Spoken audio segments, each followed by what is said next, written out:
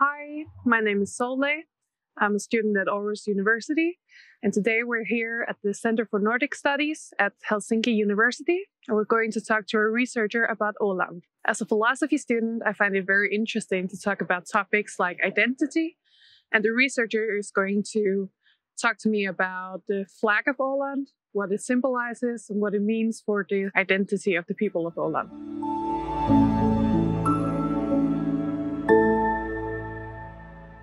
My name is Hasan Akuntu, and I am a doctoral researcher at the University of Helsinki, affiliated to the Center of Nordic Studies. My doctoral project is about the paradiplomatic relations of Åland, the Faroe Islands, and Greenland. I particularly focus on two elements in my thesis. One is how they relate to broader regional integration processes, such as Nordic cooperation or European integration, and on defense and security policy, how they relate to NATO, for example. What have you brought with you here today? Yeah, I brought the flag of the autonomous island realm of the Åland Islands, which has been self-governing since 1922. The Åland Islands is probably one of the oldest autonomy arrangements in the world. And the Åland example, as it's frequently cited, builds on three pillars, which is security, autonomy, and minority rights, which compose of things like the demilitarization and neutralization of Åland, the linguistic rights that the territorial authorities exercise, and restrictions on participation and ownership via regional citizenship arrangement known as hembygdsrätt hembygdsrätten in Swedish. So the flag of Åland, what does it represent to the people? First and foremost, if we take the design, it's a Nordic cross. So it shows Åland's belonging with the broader collection or constellation of Nordic states. When we look at the color scheme, it represents, particularly the blue and yellow parts, represent Åland's Swedish language and culture. And the red cross on the internal yellow one, traditionally associated with the Swedish-speaking population of Finland, and also were the colors of Finland's original flag, which had the coat of arms on it. So in this way, the design is very Swedish, but also very Finnish or Finland-Swedish at the same time. So it kind of shows Åland's not only geographical in-betweenness between Finland and Sweden, but also its political and cultural in-betweenness.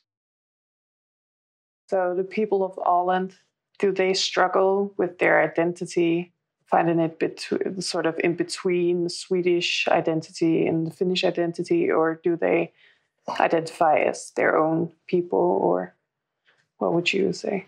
Well, according to one of the reports published by the Peace Institute of Åland, there's a strong sense of being Ålandic, even though it might not be defined as a traditional nation in the way that the Faroese or the Greenlanders use to self-describe, but there's definitely a sense of being distinct from all the other societies around them.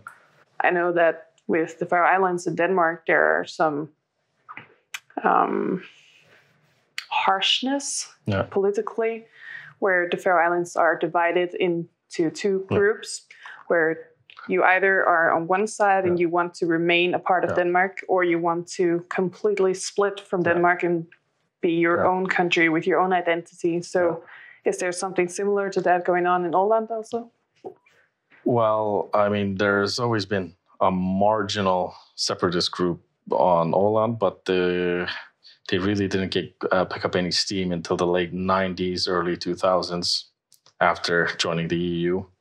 And then this later developed into a political party called Ålands Framtid, which maintains between 6 to 10% of the vote, depending on the election and the political context over the last 20 years.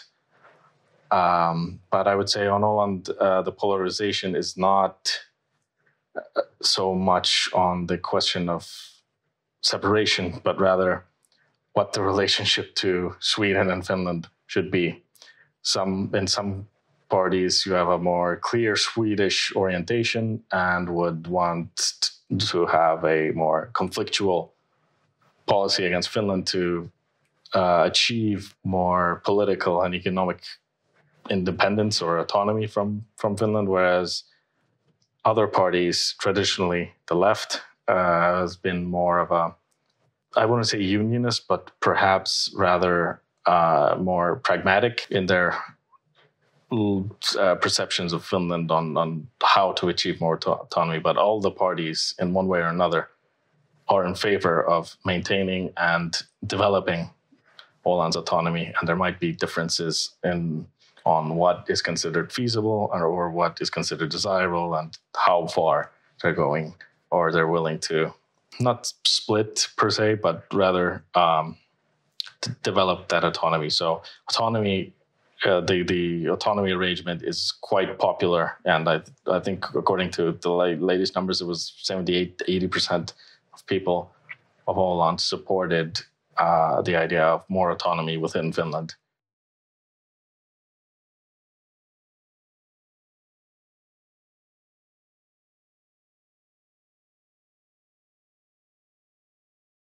There seems to be a widespread feelings of being content with how things are, or rather the fundamentals of the structure, although there has been, at least on a political level, increasing frustration on the difficulties in renewing the Autonomy Act, because it's a very legalistic process, which is quite different from the Faroe Islands and Greenland, where not only both governments have to decide, or both governments being Åland and Finland in this case, but it has to go through a parliamentary vote and then also a vote of the following parliament.